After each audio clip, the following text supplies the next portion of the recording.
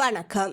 2025ஆம் ஆண்டுக்கான வரவு செலவு திட்ட உரை ஜனாதிபதி அனுரகுமார திசாநாயக்கவினால் தற்போது நிகழ்த்தப்பட்டு வருகின்றது.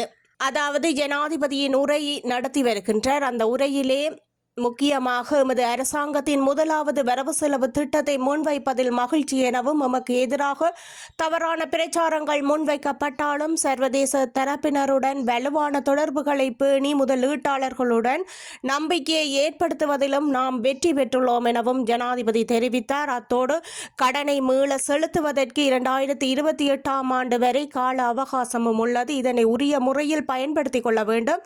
அத்துடன் கடன் செலுத்தும் தரப்படுத்தலை அதிகரிக்க வேண்டும் எனவும் 2020ஆம் ஆண்டில் பணவீக்கம் 70% வரை அதிகரித்தது வாழ்க்கை செலவு அதிகரிப்பதற்கு காரணமாக அமைந்ததெனவும் அவர் சுட்டிக்காட்டினார். மற்றும் 2025ஆம் ஆண்டில் 5% பொருளாதார வளர்ச்சியை நாங்கள் எதிர்பார்க்கின்றோம். நெருக்கடியை குறைப்பதற்கான சில நடவடிக்கைகளும் குறிப்பாக செலவின் அடிப்படையில் எரிசக்தி விலைகளை சரி செய்தல், வரிகளும் வட்டி வீதங்களும் அதிகரிப்பது குடிமக்கள் மீது அழுத்தத்தை ஏற்படுத்துகின்றது எனவும் அவர் சுட்டிக்காட்டினார்.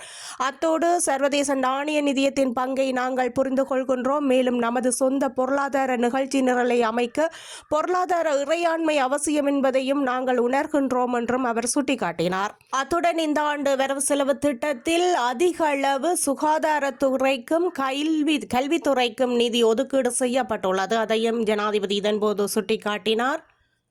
அத்தோடு அத்தியாவசிய துறைகளுக்கும் அதிகளவான நிதிகள் ஒதுக்கப்பட்டிருக்கின்றது. அத்துடன் அஸ்வசும உதவித் தொகையையும் அதிகரிப்பதற்கு நடவடிக்கை எடுக்கப்பட்டுள்ளதாகவும் ஜனாதிபதி தெரிவித்திருக்கின்றார்.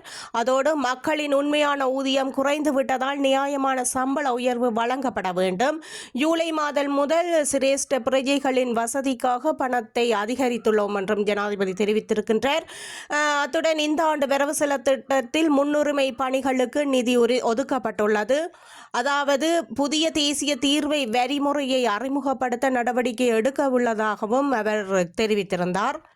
ஏழைகளுக்கு அதிகாரம் அளிப்பது முதல் எமது படி என்றும் அடுத்த 19 பில்லியன் அமெரிக்க டாலர் ஏற்றுமதி வருமானம் இந்த ஆண்டு எதிர்பார்க்கப்படுகின்றது என்றும் ஜனாதிபதி தெரிவித்திருக்கின்றார். அத்தோடு ஏற்றுமதியை விரிவுபடுத்தவும் தேசிய ஏற்றுமதி மேம்பாட்டு திட்டம் தயாரிக்கப்பட்டு வருவதாகவும் இதன்போது சுட்டிக்காட்டினார்.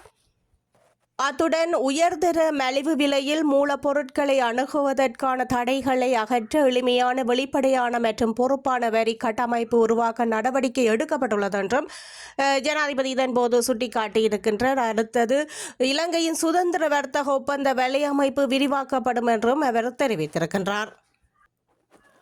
அத்துடன் டிஜிட்டல் பொருளாதார ஆணைக்குழுவும் நிறுவப்படும் என்றும் ஜனாதிபதி இதன்போது தெரிவித்திருக்கின்றார். அதாவது டிஜிட்டல் பொருளாதார ஆணைக்குழு நிறுவப்படும் என்றும் டிஜிட்டல் பணம் செலுத்துவதற்கான புதிய சட்ட கட்டமைப்பு அறிமுகப்படுத்தப்படும் என்றும் இதன்போது சுட்டிக்காட்டியிருக்கின்றார். அதற்காக 3000 மில்லியன் ஒதுக்கப்படும் என்றும் ஜனாதிபதி சுட்டிக்காட்டியிருக்கின்றார்.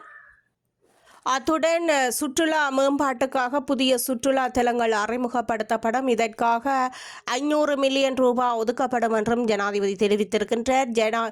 அத்தோடு ஜப்பான் நாட்டு முதலீட்டு கட்டுநாயக்க விமான நிலையத்தில் 2வது முனையம் நிர்மாணிக்கப்படும்.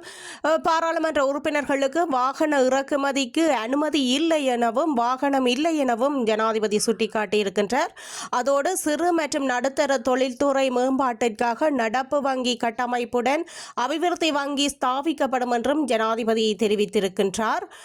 அத்தோடு முக்கியமாக கைத்தொழில், வர்த்தகம் மற்றும் உற்பத்தி துறையில் அதிகளவான மேம்பாட்டையும் எதிர்பார்ப்பதாகவும் தெரிவித்திருக்கின்றார்.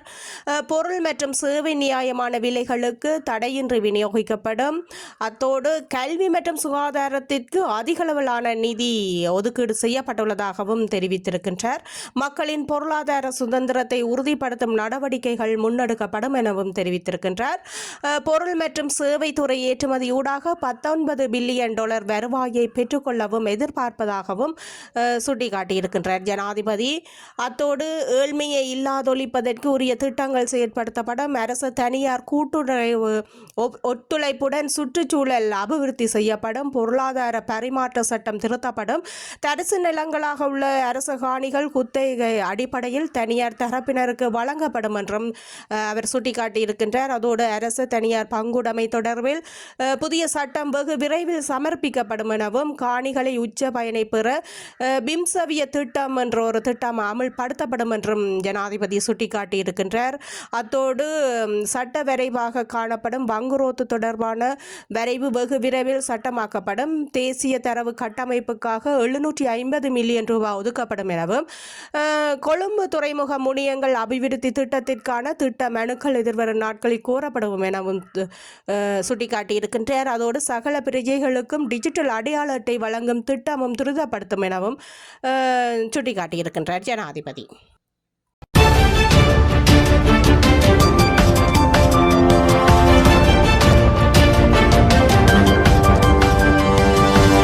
Audio